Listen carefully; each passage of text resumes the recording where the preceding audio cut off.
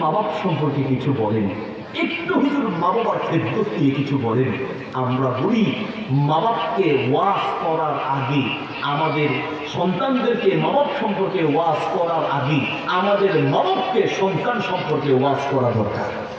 কারণ আপনি যে সন্তানকে মানুষ সন্তান তৈরি করেছেন, আপনি একটা মানুষ বানান, একটা পশু তৈরি করেছেন ব্যাপী রাখতে।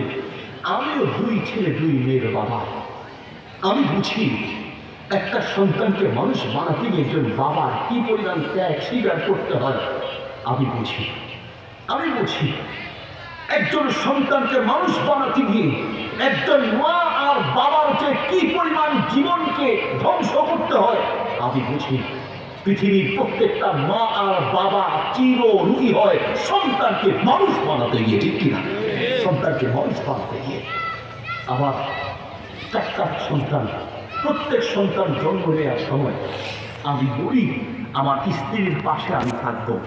ডাক্তাররা না বুঝে অনেক সময় বলে হুজুরটা কেমন কথা, বাচ্চা ডেলিভারির সময় কোনো পুরুষ সেখানে থাকা যায় না। আমি বললাম কোনো পুরুষ নয়, আমি তার স্বামী, আমি বাচ্চা ডেলিভারির সময় আমার স্ত্রীর পাশে আমি থাকবো, এটাই আমার সিদ্ধান্ত। বলে যেটা কেমন কথা, আপনাকেও বলবো আপনিও থাকবেন। স্ত্রী সন্তান ডেলিভারি দেওয়ার সময় প্রত্যেক স্বামীর উচিত স্ত্রীর পাশে থাকা। 3টে উপকার হবে, 3টে উপকার। 1 নম্বর উপকার হবে স্ত্রীর পাশে যদি আপনি থাকে, স্ত্রী যখন বাচ্চা ডেলিভারি দেয় তখন এই স্ত্রীর জীবনের সবচেয়ে বড় শক্তি হচ্ছে তার স্বামী। স্বামী যখন পাশে থাকে একজন স্ত্রী তার শক্তি সাহস পরিপূর্ণতা খুঁজে পাবে, ঠিক কিনা? আমার স্বামী পাশে আছে, যখন স্বামী তার হাতটা ধরবে, স্বামী যখন তার মাথাটা ধরবে, স্বামী যখন স্ত্রী যখন বুঝবে আমার স্বামী আছে, দুনিয়ায় কেউ থাকুক বা না থাকুক, একজন স্ত্রীর জন্য সবচেয়ে বড় শক্তি হচ্ছে তার স্বামী, ঠিক কিনা? এই জন্য স্ত্রীর ডেলিভারির সময় স্বামী তার পাশে থাকা উচিত। 1 নম্বর উপকার হবে আপনার স্ত্রীর শক্তি খুঁজে পাবে। 2 নম্বর উপকার হবে আপনার স্ত্রীর কষ্ট আপনি কিছুটা বুঝতে পারবেন। 3 নম্বর আপনার মায়ের কষ্ট আপনি কিছুটা বুঝবেন। আপনার মায়ের কষ্ট কি হবে বুঝবেন। গতকাল সারা রাত আমি ঘুমাতে পারিনি, আমার ছোট মেয়েটা কান্নাকাটি করেছে, ঘুমাতে পারিনি।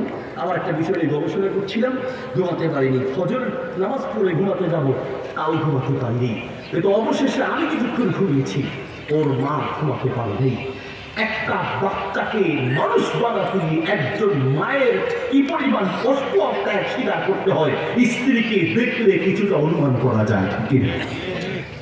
আমরা তো মনে করি আমাদের বউদের কোনো কাজ নাই, ঘরে অশান্তির অন্যতম কারণ রমাদান আসছে, ঘরে যেন ঝগড়া না হয়। নবী সাল্লাল্লাহু আলাইহি ওয়াসাল্লাম বলেছেন কেউ ঝগড়া করতে আসলেও তুমি বলবা, খবর দাও, তুমি বলে দিবা যে ইন্নী সাইম, আমি রোজাদার, আমি ঝগড়া করতে যাব না। অথচ সে রমাদানে ইফতারের সময় প্রায় ঘরেই ঝগড়া শুরু হয়। স্বামী খালি ছাদের মতো বসে এই পেঁয়াজু দাও, বেগুনি দাও, কাঁচা বুট দাও, এই দাও, সেই দাও, সালাদ দাও। আর আপনার বউটা চাকরানির মতো সেসব দিতে দিতে দিতে দিতে এরপরও কিছু বাকি থেকে আজান দেয়, আপনি শুরু করেন বকা। আপনি আরামের মতো বসে আছেন। নবী সাল্লাল্লাহু আলাইহি ওয়াসাল্লাম এমনটা ছিলেন না। নবী সাল্লাল্লাহু আলাইহি ওয়াসাল্লামের ব্যাপারে জিজ্ঞেস করা হয়েছে আয়েশা রাদিয়াল্লাহু আনহাকে, আল্লাহ রাসূল ঘরে আসলে কি করতেন?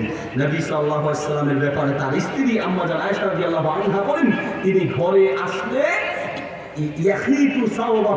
নিজের কাপড় নিজে ছিঁড়াতেন, নিজের ঘরের কাজ নিজে করতেন এবং স্ত্রীর কাজে তিনি সহযোগিতা করতেন। আপনার মতো এই বড়লোকগিরি আল্লাহ রাসূল সাল্লাল্লাহু আলাইহি ওয়াসাল্লাম দেখাতেন না।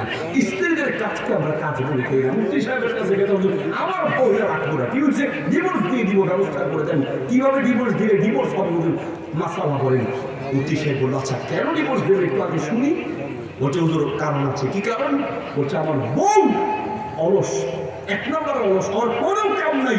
আমি একজন ব্যাংকে চাকরি করি, দিন শেষে মাঝে মাঝে আমার ব্যাংকের অফিসের কিছু কাজ তাকে দিই, আমার এই কাজগুলো সে সমাধান করে না।